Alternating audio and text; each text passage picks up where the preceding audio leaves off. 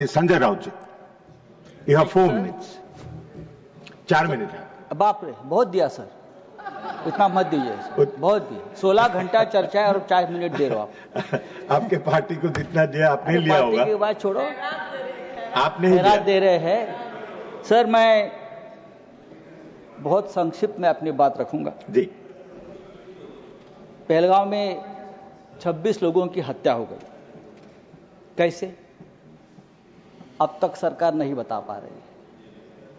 पूरा कश्मीर गृह मंत्रालय के अधीन है।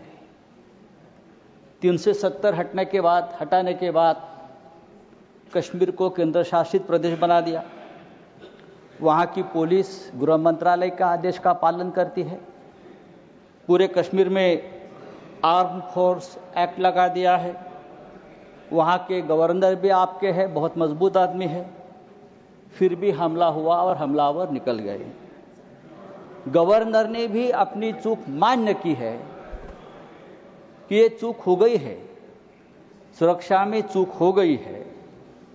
अगर सुरक्षा में चूक हो गई है, 26 लोग मारे गए हैं, सिंदूर उजाड़ दिया है 26 हमारे माता भगिनों का, तो उसकी जिम्मेदारी कौन लेगा और इस्तीफा कौन देगा? जिम्मेदारी लेगा पंडित नेहरू देंगे?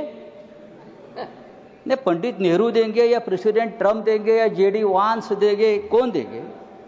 इस्तीफा देश के गृह मंत्री ने देना चाहिए, ये उनकी जिम्मेदारी है सर।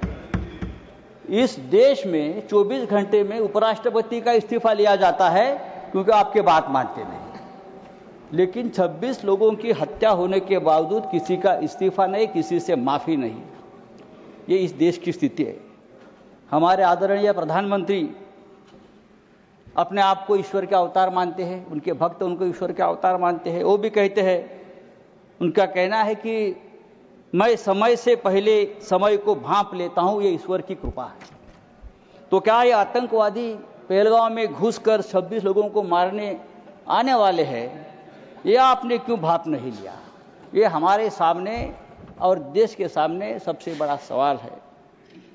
मैं कांग्रेस के हमारे जो नेता है उनसे कहना चाहता हूं, मेरे बाजू में बैठे हैं, यहां कल से मैं जो बड़े बड़े भाषण सुन रहा हूं, चाहे राजनाथ सिंह जी हो, चाहे हमारे विदेश मंत्री हो, चाहे नड्डा जी हो, सबको पंडित नेहरू की बहुत याद आती है।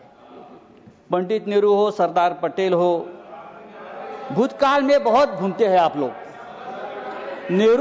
पंडित नेहरू उन्हें सोने भी नहीं देते और जीने भी नहीं देते। सरदार पटेल की भी याद आती है। मेरा एक कहना है कि नेहरू तो महान थे, लेकिन सरदार पटेल को प्रधानमंत्री न बनाकर हमने एक ऐतिहासिक भूल की है। बात ऐसी है कि नेहरू साहब बहुत ही डेमोक्रेटिक आदमी थे, सरदार पटेल लोह पुरुष थे। अगर सरदार पटेल ऐसे नेता थे जिसने पहली बार आरएसएस पर प्रतिबंध लगाया था। अगर सरदार पटेल जीवित होते और 10 साल, तो ये लोग आज सामने दिखते भी नहीं। आरएसएस को पूरे आज प्रतिबंध लगा देते। समय समाप्त हो रहा है, उनकी विषय पर बोलिए। फेंक देते। समय समाप्त हो रहा है, विषय पर बोलिए। तो आपको पंडित नेहरू का आभार मानना चाहिए कि पंडित नेहरू की वजह से आप यहां बैठे हैं, राज कर रहे हो। ये पंडित नेहरू की मेहरबानी है। अगर सरदार पटेल प्रधानमंत्री होते तो आज आप हमारे सामने सत्ता में हो या देश में दिखते नहीं, उखाड़ कर फेंक देते। सर नहीं सर, सरकार ने आपका समय समाप्त हो गया। मैंने बोला था आपको, लेकिन आप उलझे हुए थे। मैंने आपको बोला था। सरकार बोल रही है समय समाप्त हो गया आपका। हमारे सामने अब मैं नेक्स्ट स्पीकर बुलाऊंगा। पाकिस्तान हमारे सामने गिड़गिड़ा रहा था, हाथ जोड़कर हमसे रिक्वेस्ट कर रहा था कि सीजफायर कर लीजिए, युद्ध विराम कर लीजिए। अगर युद्ध विराम किया है तो युद्ध विराम के बदले में हमको क्या मिला? आप मुझे बताइए। बात तो पीओके पर होनी थी, क्या समाप्त कीजिए, मिला? समाप्त कीजिए। धन्यवाद। कम से कम जो कुलभूषण जाधव 15 साल से उस जेल में तड़प रहा है भारत का, उसको तो छुड़ाना चाहिए था। एक बात करनी चाहिए थी, हमारा कुलभूषण जाधव स्पीकर बुला रहा हूं, संजय राउत जेल में अब सीनियर मेंबर है, 15 साल से समाप्त कीजिए। तड़प रहा है, उसकी तो मांग होती। हमारे पास से मछुआरे, शंकर राव सावन।